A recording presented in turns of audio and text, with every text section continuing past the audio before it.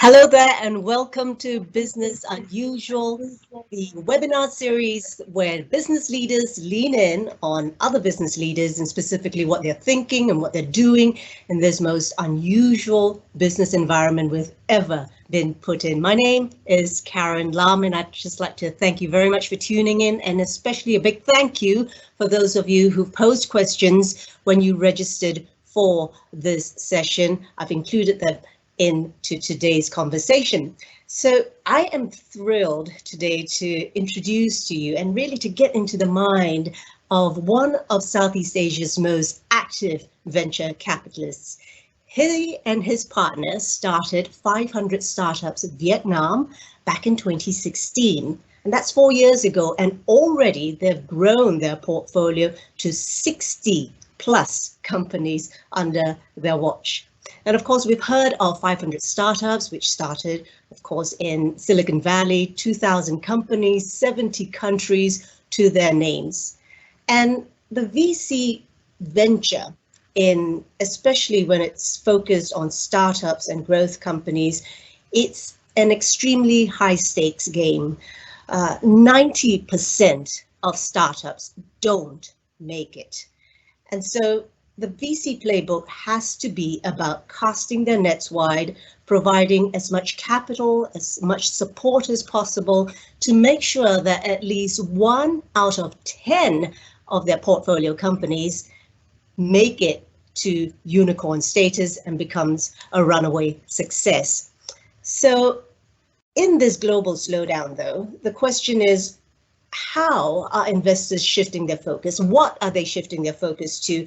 And what about business leaders? How can they take their cue from these investors and from this money trail?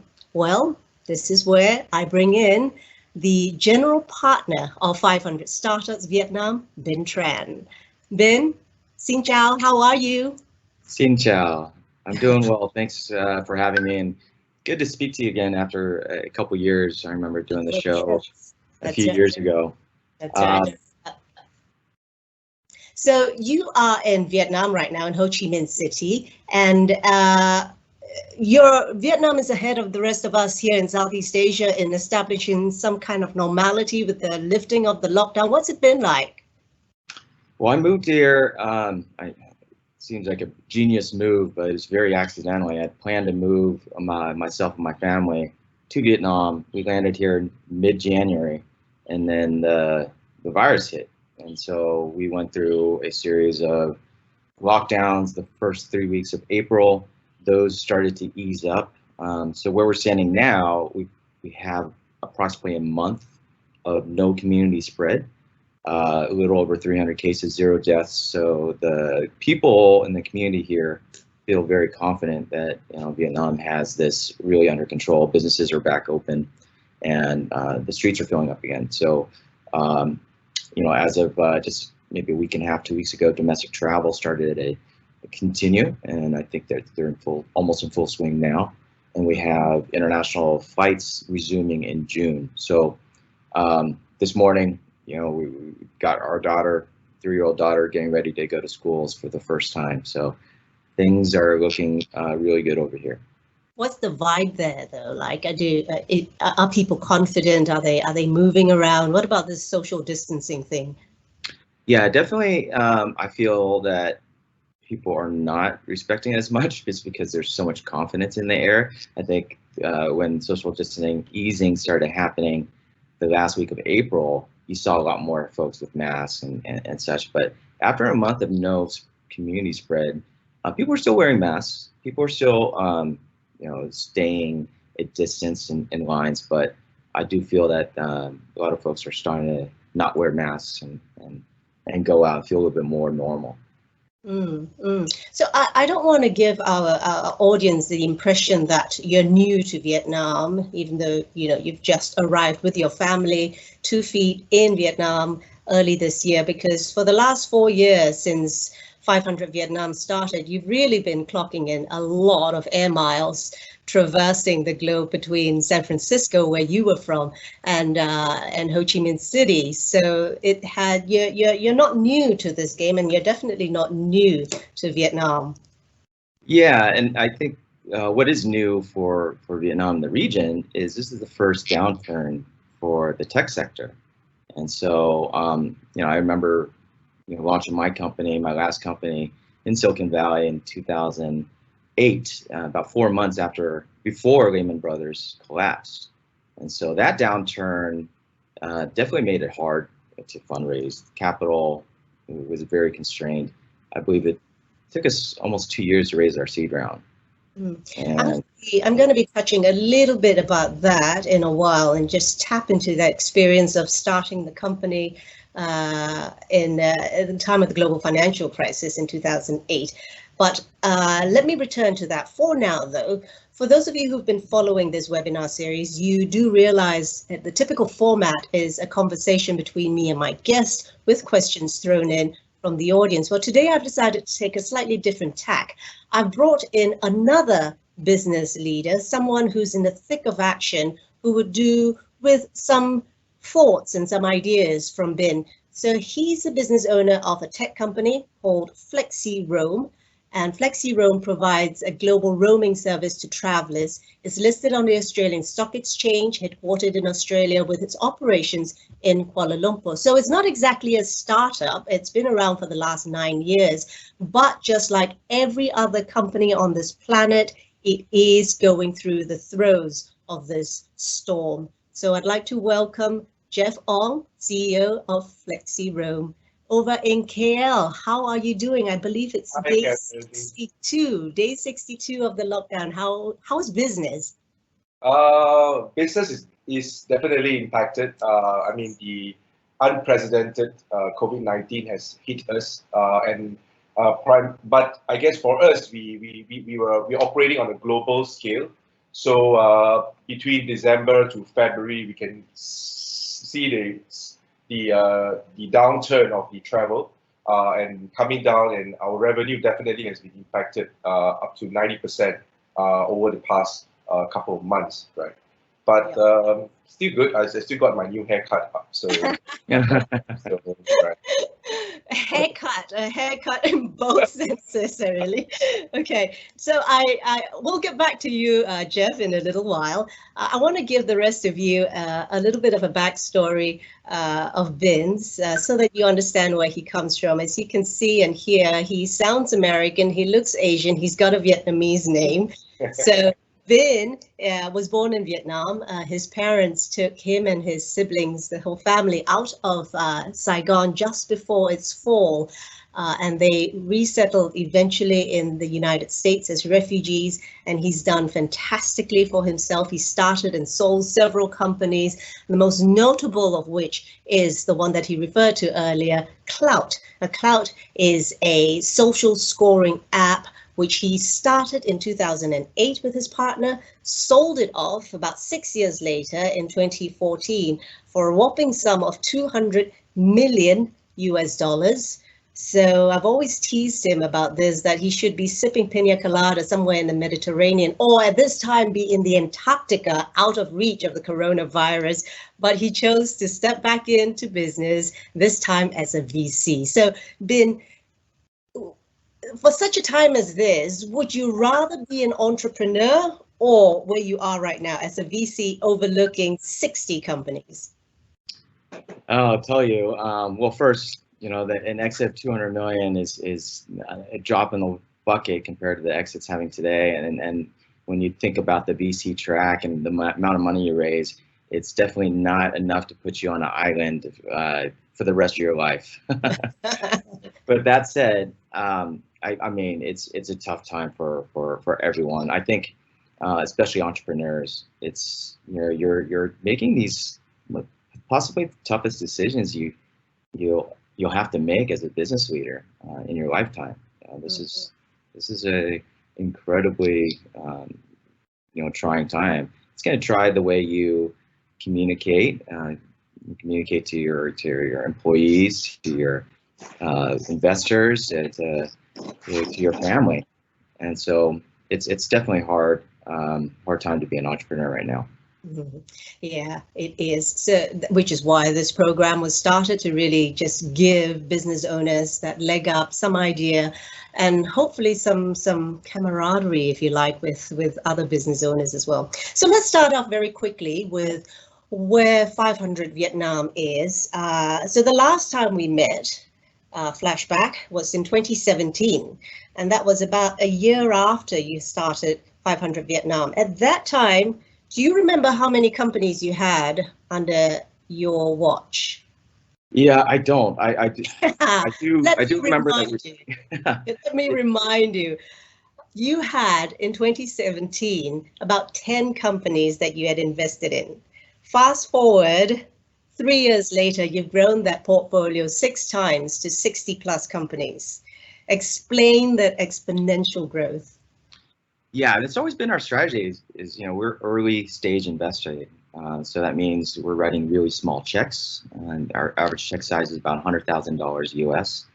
And at that stage and that check size, you're really going in early before companies have, a abundance of customers. Sometimes they just launched their product, and so you really have a huge set of unknowns, which means you've got a really risky investment within each of your positions.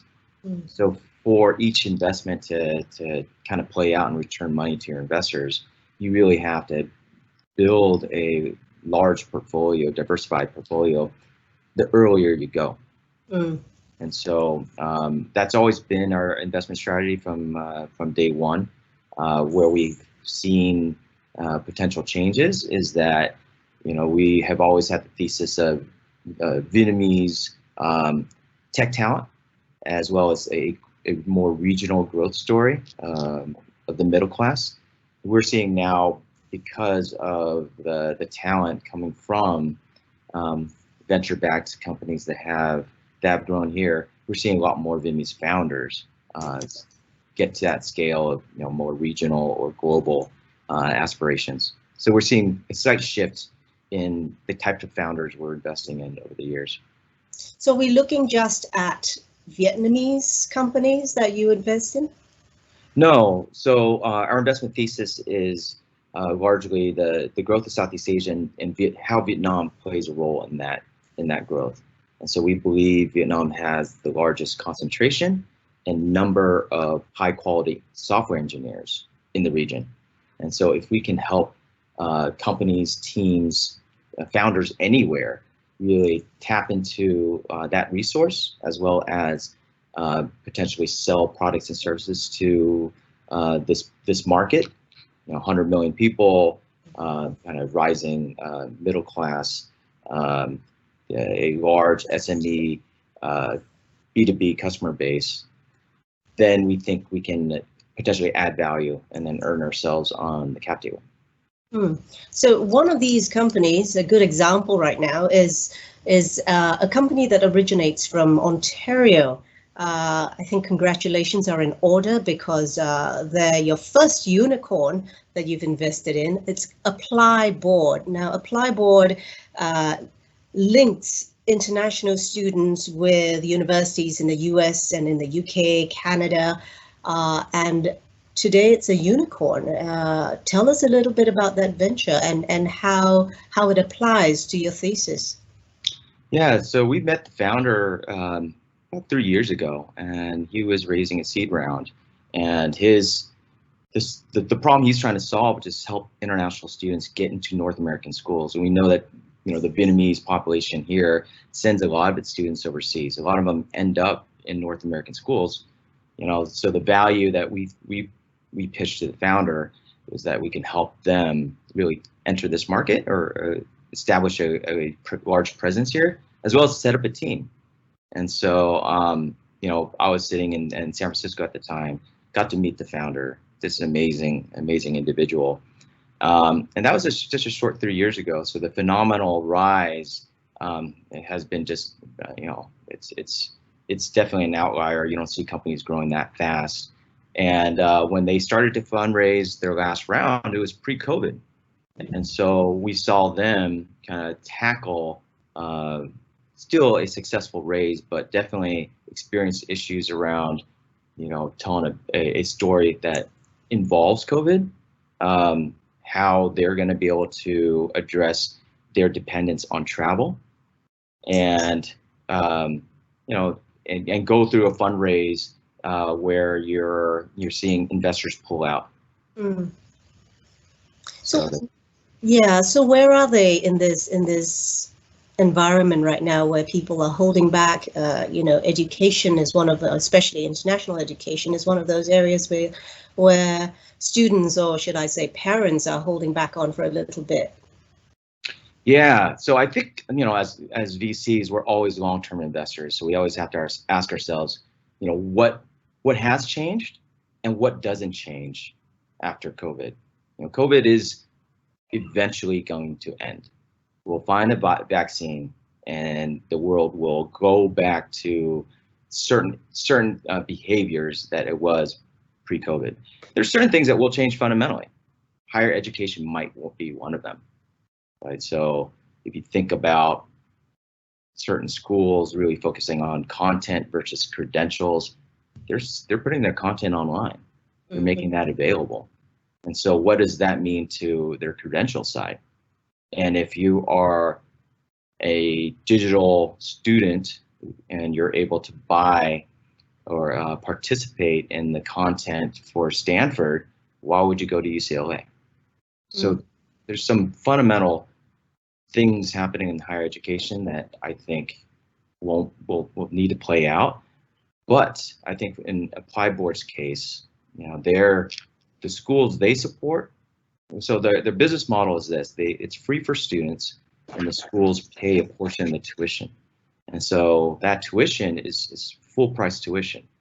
And so if you think about these schools seeing their tuition drop dramatically because of COVID, post-COVID, they're going to really need to get that revenue back, and they're going to need to have diversity within their campuses. And I think when it comes to borders, international borders being much more strict, well, the one of the easiest visas to overcome that is the student visa. So I do think they're going to be well positioned in the long run to continue to grow and be a very, very successful business. Indeed. So what sort of, well, let's talk about pre-COVID, and we'll talk about post-COVID in a while. But pre-COVID, what were your expectations of your returns? Post-COVID? Pre-COVID. Pre-COVID. Yeah. What the difference is? Well, so pre-COVID, obviously we're flying really high. I think in VC there was already some potential corrections that are in place. You saw certain companies valued at tech multiples, and they weren't really tech companies like WeWork. You're seeing business models being challenged, like Uber and the on-demand markets. So I think there were some movements towards a correction pre-COVID, but that just got accelerated with COVID. So for what us right now? I'm sorry? What would it be right now? Right now, we've done a good scrub of our entire portfolio. So over the last months, I've just been incredibly busy, just meeting with every single company, helping them think through their runways, their planning, and for the most part, a large portion of our portfolio has been, discretionally marked down. We've gone and taken a conservative approach to making sure that our investors aren't surprised. But in light of that, we have categories of companies that are positively affected, right? So we have, I think, companies in general, when they knew by March what bucket they landed in. Either they're positively affected, severely affected, moderately, or neutrally. And so the folks that, it's a smaller bucket, but there are folks that are in that positive category. Okay, give us a number, Binh, on what you would be expecting overall from your portfolio, give and take, averaging out the what's hot and what's not. I mean, without giving specifics, yeah, I think according to PitchBook and Crunchbase, we're still a top decile performing fund. So we're with these markdowns, we have these enough markups that, and when I say markdown markups, they're basically what we assign, venture capitalists assign to the value of each company. Mm-hmm. And in terms of markups, we don't value that until we know a price per share that another investor has paid. So it's typically another financing round. But for markdowns, we do it discretionary. For example, a pandemic that affects travel. You know, we're going to take our travel startups and we're going to mark those down discretionary so that we set the expectations for our founders. So even with those markups and markdowns, we're doing really well, I think. Okay, so you're still keeping your figures very close to yourself.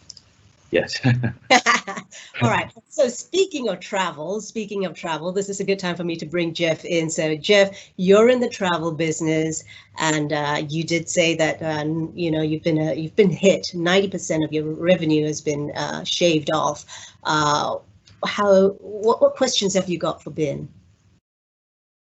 Well, I guess you know, having experienced that impact from the COVID, and we have put in crisis management and how we can actually prepare ourselves for a potential rebound, right? So one of my questions I have for Binh is that, do you see that there could be a potential short-term rebound or a mid-term rebound or a long-term rebound to going back to the level that we used to be? Right? Yeah, I mean, maybe back in February. So I when we talk to our companies, you know, it was really trying to help them identify themselves as what bucket they belong to, right? And unless you're in the positive bucket, you really are making mostly defensive moves. You know, you are really trying to figure out, you know, how to survive. And this depends on the stage of the company as well. But if you're positively affected and you maybe in a growth stage, Series B and later, I mean, what a great time to start hiring. So what are the some very practical defensive moves that you would advise your investees, companies who are severely impacted or moderately impacted, per se? Yeah, if you're moderately and neutrally, I mean, it's really about survival at this point. You are obviously the biggest cost center for most companies is going to be labor, and unfortunately, that's going to be the I guess most impactful way we can extend your runways to make those layoffs. The other piece here is trying to figure out how to best collect cash. You know, if there's a fundamental cash flow operation here, is just to make sure that's efficient and that your customers are able to pay. If you had any R&D, if you had any non-revenue effort going on, you definitely would want to reconsider postponing that or cutting that completely. And I think if you're severely impacted, you know, besides doing all these defensive moves, you have to be offensive as well.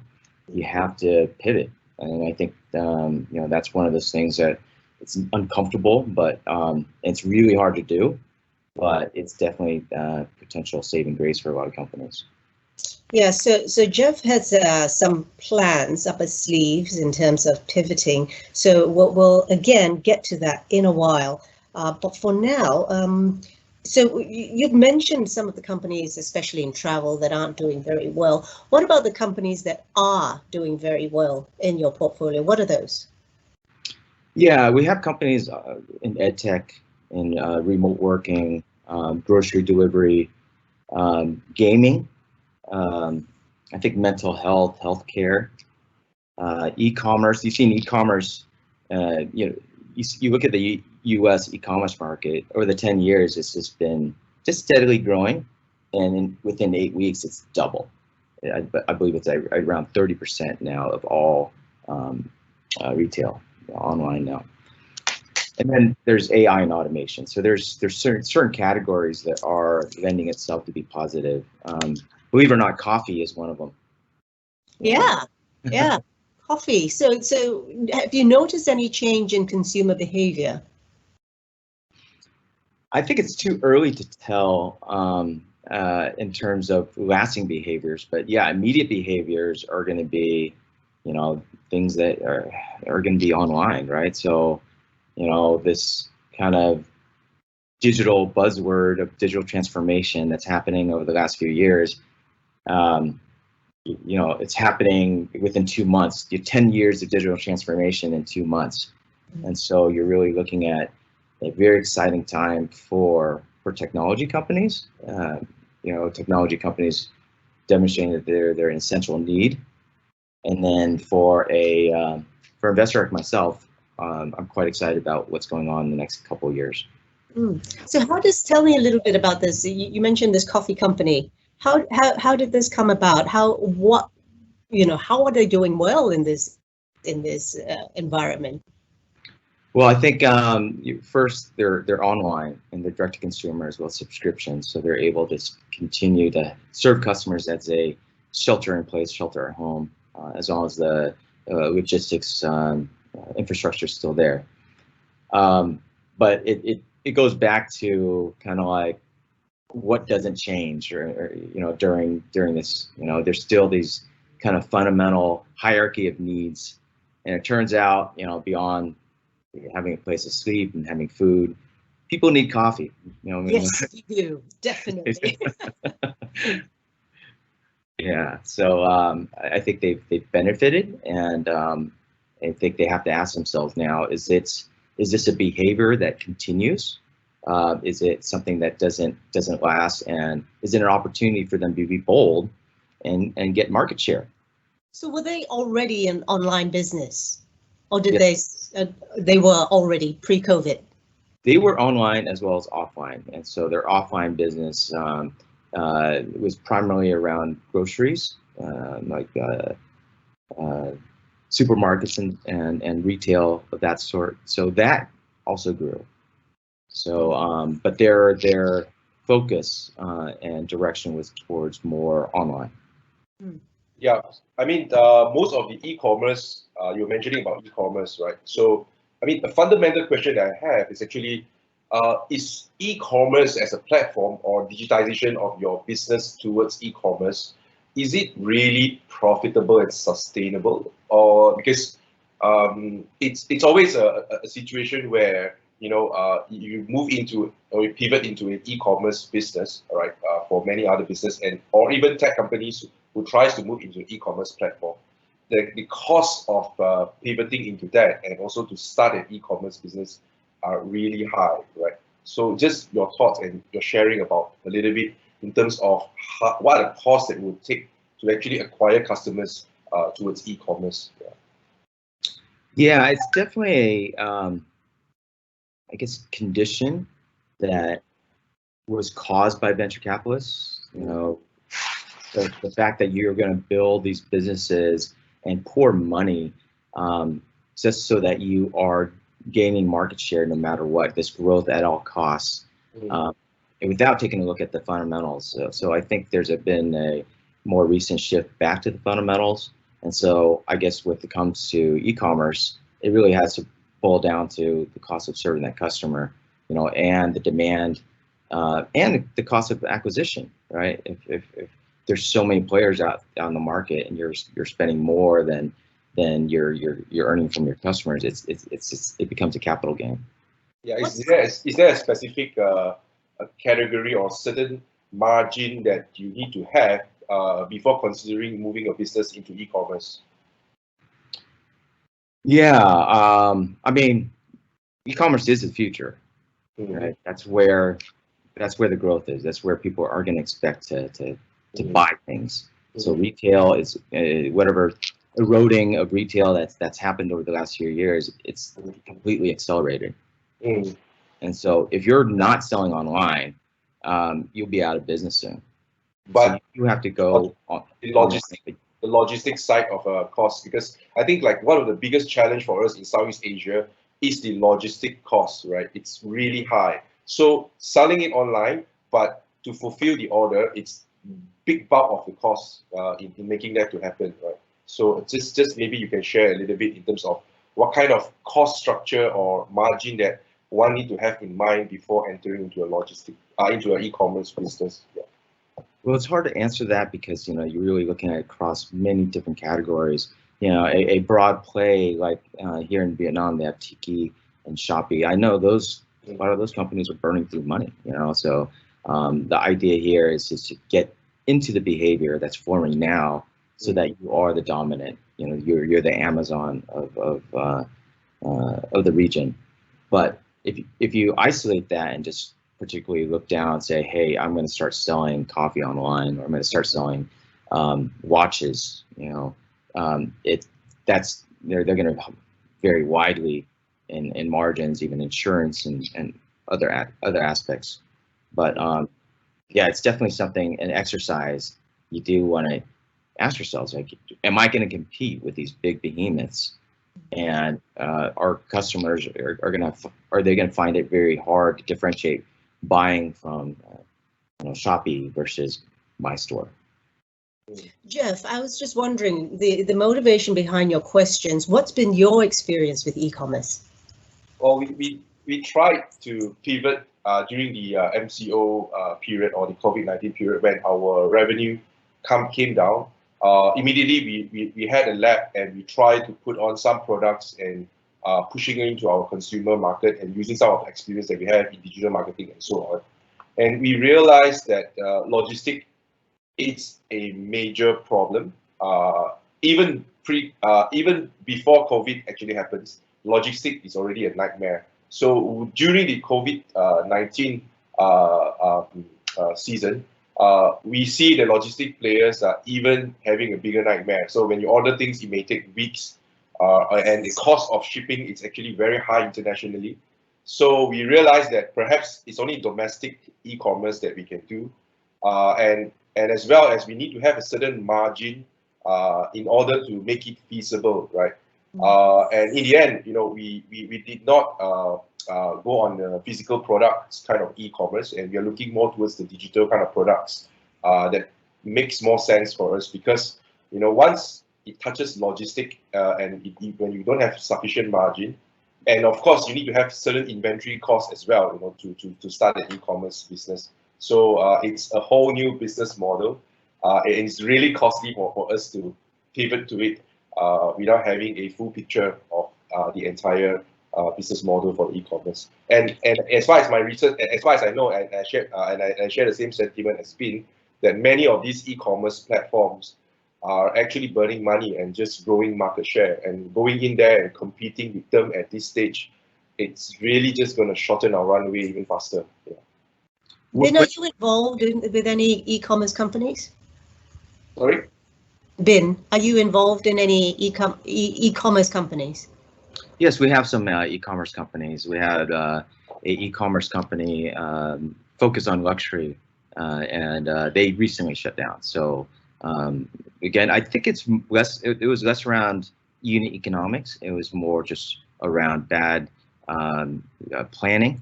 They had stretched themselves too thin, entering multiple markets. Mm-hmm. But I think one silver lining to going online is that because consumer consumption has gone down, and consumer consumption is advertising is a function of consumer consumption. Advertising has gotten cheaper. So to acquire that customer, to create that Google AdWord or Facebook ad, it's actually cheaper to get the customer now. So you might want to count that into your modeling, Jef. When did you start planning, Jef, around this kind of shift? We started somewhere around February, and as in January we saw a 50% drop on our daily sales, and then in February we see 70% drop, and in March we see a 90% drop. So it was a gradual drop for us because of our global business. We were doing about a revenue run rate of almost 10 million. So it's really painful when we see that drop coming down, and we started looking at new revenue streams to compensate whatever revenue loss, and looking at various products and services that we can actually retail to back to our consumers. And ultimately, we decided not to, and we had to let a big chunk of our people on a furlough basis at the moment, just to keep our cost of operation down. Obviously, we cannot have the same level of operation when we are doing about 10 mil revenue. So we have to scale down to where it is now, and then start looking at the potential pivots that we can actually move on to bring in some new revenues. So that's where we are at the moment. Yeah, I'd love to understand that, because that might be useful for some of the listeners. Is, what are those assumptions that did you make, and how did you model out those outcomes to arrive at, hey, I need to do this kind of fundamental pivot, which is fundamental, yeah. As well as how deep of a cut do I need to make? Yeah. I would say we were more in the category of severely impacted. So when we did a model and we did a cash flow, and I look at the daily cash flow, right? It's making tough decisions every day, right? And we realized that understanding our runway, with the 90% revenue drop, what's our runway going to be like? If 50% drop, what's our runway going to be like? And whether do we see that the next 3 months the recovery is going to happen back or rebound, is a V curve or U curve recovery? With those scenario planning, we realized that we need to take drastic action in order to survive. So we did many rounds of haircuts, right, to get ourselves in a position where we can have some sort of a stable operation with a 6-month runway, in order for us to really start strategizing and look at what are the core competency that we have, what assets do we have that we can actually move in and potentially bringing in new revenue. So it's going to be back to day one kind of a mentality for the team. Yeah. So carry on, Binh. No, I was just saying, you mentioned the V and U kind of recovery models. There's the V is not realistic anymore, but it's really the U and the L, right? So you have the U kind of slowly coming back over the 12 to 18 months, and the L-shaped recovery is potential as well. So that's multi-year, multi-level type of recovery. I remember in January, we were all still thinking that it's going to be V, because it's only China, right? So I still remember booking a holiday with my wife, that we're going to celebrate our anniversary this coming July, right? So we were still very optimistic about what's happening, right? It's only until somewhere around March that the whole world is going through a lockdown, right? And then we realized that, it's not going to be a V, right? It's going to be much longer, and it's going to be much complicated than we think it is. And we have to make some really, really painful and drastic decisions to move on. Yeah, so it is painful, and you did make some interesting decisions, Jef. And but before we get there, I just want to very quickly tap on Binh's mind. So we talked about a little bit about having to pivot and to move to a different direction.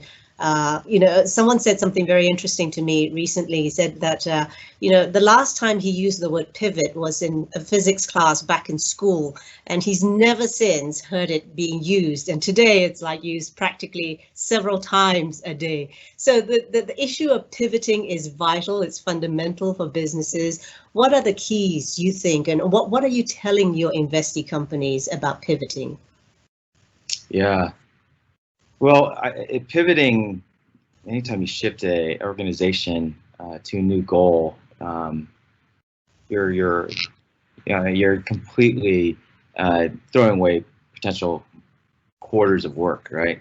And so it has to be done with some level of certainty or out of necessity, right? So I think pivoting it's a bold move, but bold moves reward those that make it. So one of my most successful angel investments, I invested in 2012 in a company that was basically a platform for recruiting designers, and they were growing okay, but then they took the tools they were using to help recruit the designers and sold them as sales tools. And within 5 years, they reached $100 million in revenue. So I completely lucked out. I invested in a company and team that was doing something completely different, and they pivoted. And so it can be a huge saving grace for companies. But obviously, it's only agile, young companies can do that. So I'm very impressed, Jeff, that you're able to pull that off for a public company with hundreds of employees. So yeah. And Jeff, you decided that, I mean, there was a couple of pivots really during the last couple of months. So you pivoted to an e-commerce model, didn't work, and then you realized that you needed to pivot again, and this time you decided to enter the enterprise market. Tell us a little bit about that. Well, just to add on to Binh, although we are a public listed company in Australia, we are no different from any startups, right? Except that we are being more transparent and more compliant to our investors. And yes, it is a tough decision for us to make, but more so, right, that being public listed, we need to have those risk mitigation strategies in place for things like this to happen, right? In the pivoting process, I realized that we don't just pivot for the sake of pivot, but we have no choice but to find new revenue streams.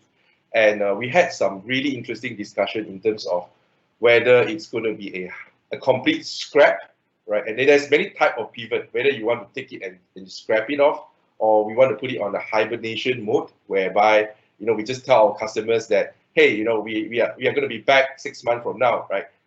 We have going to temporarily shut down for now, right? You can't use the service until the next 6 months, or we are going to go on a cruise mode, which is what we are right now. We still serve some travelers who are traveling for whatever reasons. They could be in the healthcare sector or in the CSR services, right? So we still open for business, but in a very, very lean operation scale. So it will take longer time for us to respond to customers and so on, right? But there is definitely a cost if we take on any of these action, because it's going to cost you a lot of money to just shut down certain business or even to hibernate certain business, right? So and what at the did you do same time, some resources to look at new businesses as well. Yeah. So that was what I was trying to get you to. What specifically did you pivot to in the area of the enterprise market? So for us, we look at our core competency. As I shared, we were in the travel and we were in the telecommunication business. So when the travel is down and we look at our core competency, which is in the telecommunication, and we have got the connectivity globally, and we have access to telcos all around the world, and we actually look at that and we built a platform for Internet of Things. So now we realize that in the new norm, or at least in the post-COVID, many more IoT plays an important role in the new norm, right? Where people are going to rely on devices for their day-to-day life, be it for lockers, for collection, for e-commerce, contactless payments, and all these devices need to have internet connectivity, and that's where we are trying to shift towards. And we started to make some new development and prototype and trial with some potential customers over the past 1 month. Binh, any ideas on how he could work on that idea? Do you think it's a great idea? I do. I think that there's definitely one of those categories that what isn't going to go back to its original form, and one of those is remote working, right? So our company in San Francisco is saying, hey, you stay home for the rest of the year. Salesforce is doing that, Twitter. So a lot of these companies are just realizing, hey, people can be productive anywhere, right? If there's an opportunity for you to go to the office because you have a loud roommate or you have kids at home and you're more productive in the office, so be it. But I think a lot of folks are going to have these flexible schedules and find themselves in coffee shops, find themselves in the park. And so having connectivity through these devices, I think I see that demand rising, just fundamentally because that's a new behavior for remote working. Right. Let's focus now, Ben, on your future and where you're pivoting to as an investor. So, is it realistic in this environment to be looking at the kind of exponential growth that you've been looking for, or are you now perhaps focusing more on sustainable growth? Yeah, so good question. I think for me, as an early stage investor, not much has changed. I mean, there's an immediate effect for most investors that, for the last couple months, we've been just incredibly busy helping our existing portfolio and communicating to our LPs or investors on what's going on. But people who have capital deployed, they're very excited about deploying that capital over the next couple of years. And I'll tell you why. So let's talk about the capital. Over the last few years, and even as during COVID, you're seeing these massive funds being raised. So you have a record number of funds and a record amount of capital, venture capital, being available to invest. And so, number one, that's a great thing for companies that are starting out right now. However, I think there was a need for correction.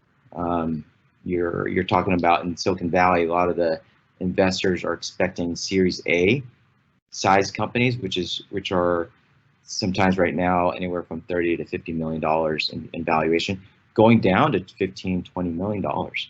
So you're really seeing a drastic drop in valuations as well as potential round sizes going back to 2010, 2011 times. And so if I'm investing, I'm one of the first investors in a company, I have to be aware of what the downstream investors are looking for. And if they are looking at lower valuations and they're looking to deploy at a slower pace, and pacing is important because a lot of these investors at the later stages, they're sitting on your boards. They're investing in maybe 15 companies a year. And so they're spending a lot of time with you. They're spending a lot of effort and due diligence and reference checking before they make an investment. And with travel being locked down, that means, are these Series A investors, Series B investors, are they going to be able to, close these deals? So I have to think about, if I'm going to write a check into a company now, do they have the time and runway to get to the next stage?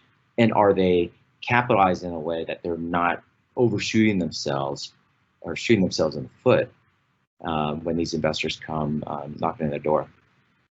So I'm still deploying capital, but we are fundamentally taking a look at evaluations, doing a little bit more diligence around valuations, and then looking at longer runways.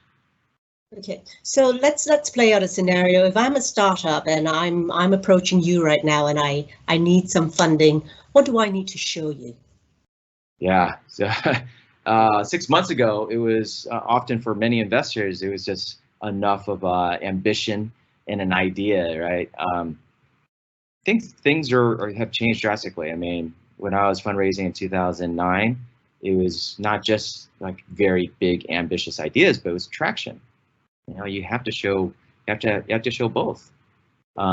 So it's not just the hope that a company will do well; it's the hope and the validation, right? That you are seeing something that works. And so I think it's going to weed out a lot of folks who were trying out being a founder. It's one of the things in Vietnam that I'm excited about is that not excited because of the pandemic, but excited to see more founders. People have been laid off, and if you're a software engineer working at a company with that idea that you're planning to work on weekends and nights, but all of a sudden you've been laid off, and no one's hiring, and you've got a bunch of free time, what are you going to do? You're going to make that app. You're going to make that piece of software. So I'm excited to see that start to happen here. but yeah, it's going to be a tough time to fundraise, and tough time to find customers. And tough time for you as a VC to find investee companies to be investing in, and the rate of growth of your portfolio companies will have to slow down. Yeah, I for us, pattern matching, right? If we have a bunch of great founders come through the door tomorrow, I'm not going to say, oh, I'm only investing one. I'm only expecting to invest once, one company per month. No, if there are amazing 10 founders, yeah, I'm going to want to invest in all of them. But what makes for amazing? Oh, wow. So I guess from the pattern matching we see with companies that are doing really, really well, it's the folks that they're just so determined. They want to go through a wall, just punch through a wall to get to their goals. And they're still have a mindset where they're, they know they're still learning. And so there's a coachability about it. And they're just naturally, natural leaders. I mean, people feel like they want to work for them. They want them to lead them in their career moves. So at the stage where we invest, where you don't have a lot of validation in revenue or customers, a lot of that is going to be leaning on those kind of softer qualities of a person. Their determination and their ability to just lead and convince people to join them in their mission. Are there specific sector that kind of in your blacklist, and there are specific sector that it's something that you would really like to have a look, you're interested to look because of the sectors they're in? Yeah, so I wouldn't say a blacklist, but definitely like airlines are gonna have a hard time. But I think there's some exciting blank slates out there, things around conferencing or telemedicine. The whole idea that you're going to go and pre-COVID make a phone call to the doctors, spend half an hour driving to the doctor's office, get exposed to a bunch of germs as the doctor's an hour late, so that they can give you some kind of prescription medicine. That's ridiculous. That's gonna go away. So excited about telemedicine. I think one of those behaviors that will fundamentally change and stay changed is grocery shopping. I mean, not the entire behavior of grocery shopping, but definitely some components of grocery shopping. But there's definitely a lot of things that don't change. Just your need to eat and socialize, probably and have coffee. Eat coffee, to have coffee, buy clothes, have a good education. So I have to think out long term. 5-10 years, the companies that lead, that become market leaders, what are they serving? And so it's really hard to predict out there. But there are some safe assumptions. Is Southeast Asia still some kind of a potential for the global investors to look at? Like, for tech companies like us, should we be focusing just on the domestic approach, or should we look at a regional approach or a global approach moving forward? Well, it depends on the investors you're going after. So venture investors have a different set of constraints than, say, private equity or banks or debt investors. So for us, we are looking for market leaders, and that means scale. There's nothing, it's quite amazing you're able to build a business, a $10 million business, without any outside capital. I mean, that's an amazing feat. And there's certain businesses there's many businesses that don't need venture capital, and sometimes it really depends on the founder and their appetite for growth. So VC's not the answer for everything. I think Southeast Asia has enough scale where there are VC scalable exits and enough interest there. Collectively, Southeast Asia is still only 5% of the U.S. Tech markets, and so it needs to be priced correctly. And so that's something I'm excited to see, because we're seeing seed companies in Southeast Asia raising $2 to $5 million in seed round. That's just ridiculous. You don't need that much money to build and validate early stage of a business. Yeah. So when would you consider on a personal basis to invest in Flexiroam, Jeff's company? Yeah, I'd definitely take a look at it. I mean, opportunities in general, that's an amazing thing about venture, is that, you really have to just meet the person and see what's in their head. Sometimes you come across the next Jack Ma, Indeed. So you can continue the conversation after this. So time is running out, so I just want to end off with perhaps a more contemplative question. And you started Clout, which was your runaway success. It was your most notable success, Clout, back in 2008. And of course, Clout was started, 2008 was the global financial crisis. Your most successful company was started in the worst of times. And yet again, we are in the worst of times, even worse, many people say. So what advice would you give to business leaders at this time, lessons that you had learned starting your company at a really tough time, and for those people who are either starting their company at a really tough time or just trying to get out of this mess? Yeah, I mean, it's really hard for me to put myself in their shoes right now, because the downturn this time is just so much. It's another level compared to the global financial crisis, and the leaders like Jeff, they're making these tough decisions. I mean, my heart goes out to you. It's one of the hardest things you can do as a business leader, is cut people's jobs, especially when it's during this time where they may be needing it to put food on the table, right? If you survive, I mean, the ability to survive, you're going to come out as a natural leader, just amazing.